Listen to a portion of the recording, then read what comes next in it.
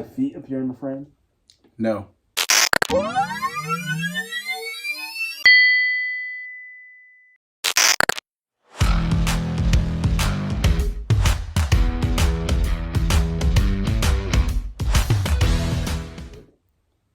It's time to review it. My feet's not for free.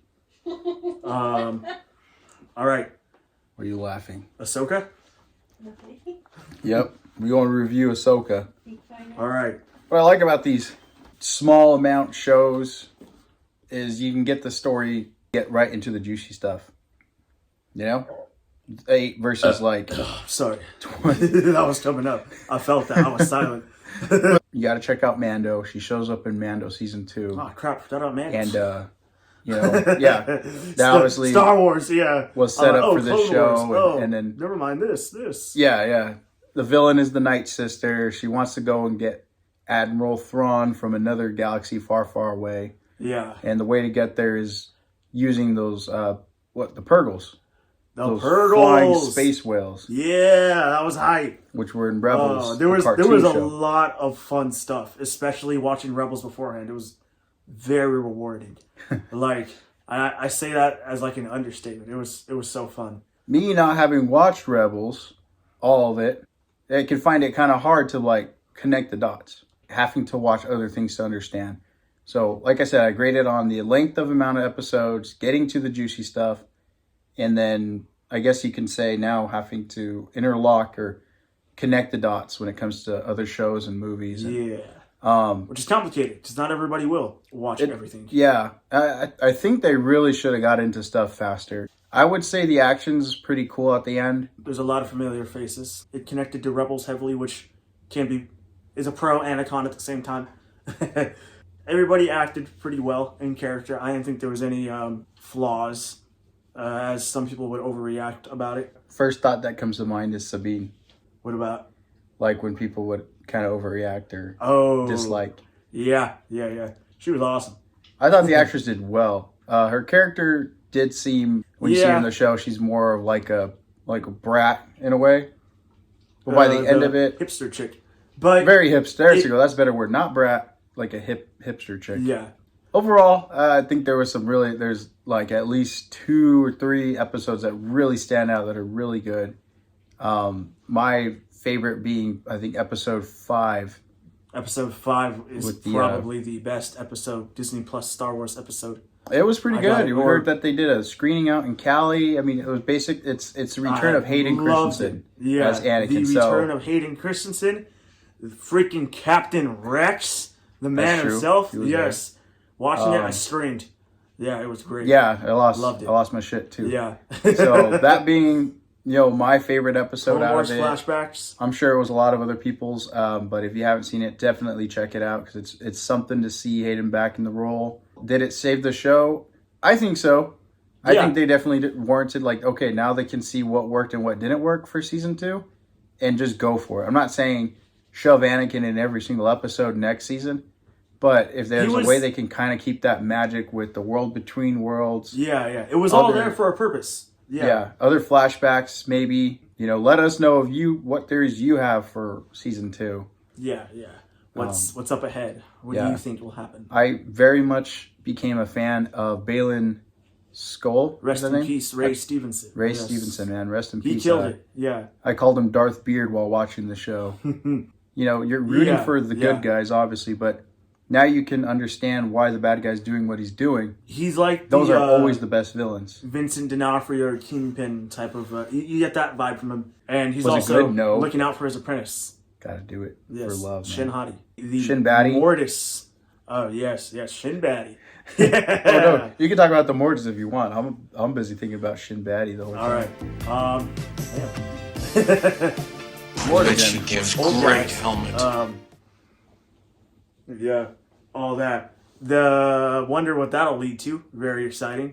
Yeah. Walking out on this mountain. Very Lord of the Rings style. The shot goes out and it's the father, the son, and the daughter, but her head's missing.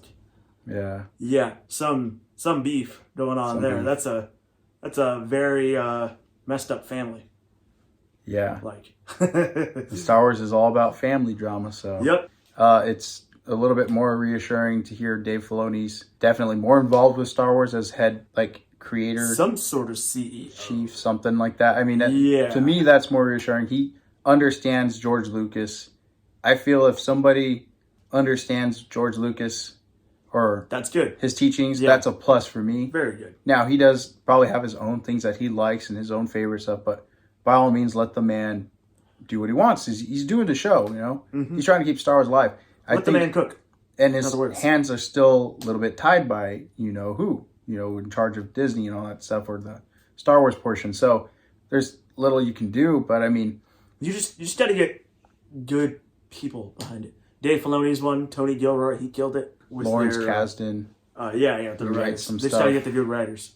I don't get the hate for the last 2 episodes. I remember seeing people complain and say how they were like rushed or the plot just fell off or stuff like that. I thought it was... Yeah, and that goes back to what I was primarily saying, where the show maybe took too long to get into certain spots. That's true. And maybe they could have spent more time with those last 2 episodes and made them 4 episodes instead. But look, it is what it is. Fine. Yeah. That's our critique, you know. And it if it hurt the show, it hurt the show. People still liked it. They still liked it regardless.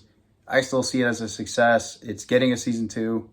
Yes. Or it's in development right now. So can't wait to see more of everyone again. I don't feel this needed to be made into a 2-hour movie, but I would be interested in seeing a fan edit or something like that.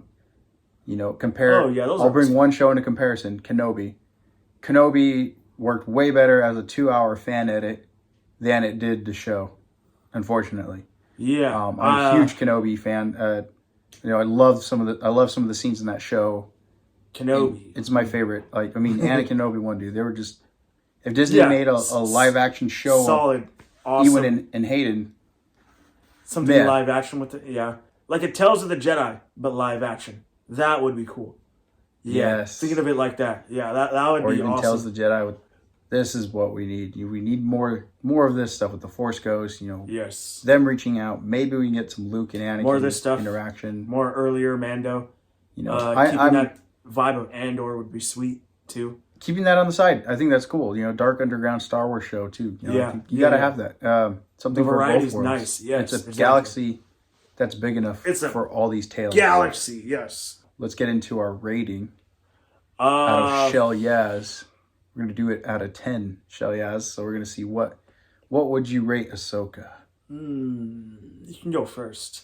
Honestly, I would say it was pretty flawless in my opinion, but that is a pretty good point because I do. They did show Ahsoka without her headpiece. Oh gosh, that's that was scarring. Yes, very haunting. You got to take off. But on the other hand, we did get Chopper, the return of Ezra Bridger after years.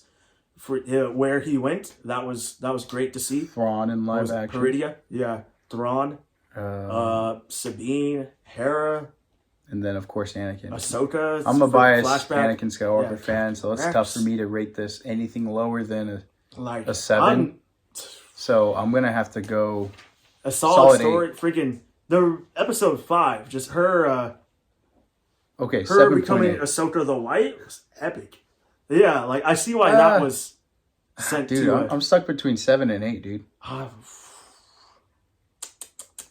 Okay, I'm gonna say 7 because there's room for improvement. True, 7 shellyeahs out of 10 shellyeahs. I'm stuck between 8 or 9, but because 8 means great, like is good. Like you should just check it out, you know. And I'm like, everybody, if they want to skip it, they could, but at least watch this one episode or 2, you know. Yeah. And it's not, I don't want to say that. Like, I'm like 7. Watch them all. You know? And I think it's just like every great show. Every great show has a somewhat slow first season. True. And then later on, it just kicks off. So it's very, very hype. I'm gonna say 8. Honestly, why I do this, I just want to connect with people who are also maybe fans. Awesome. It's awesome. I'm gonna say 8. Just Chopper. And even if you're a hater, maybe there's things that we can still be cool, you know, don't have to agree on everything.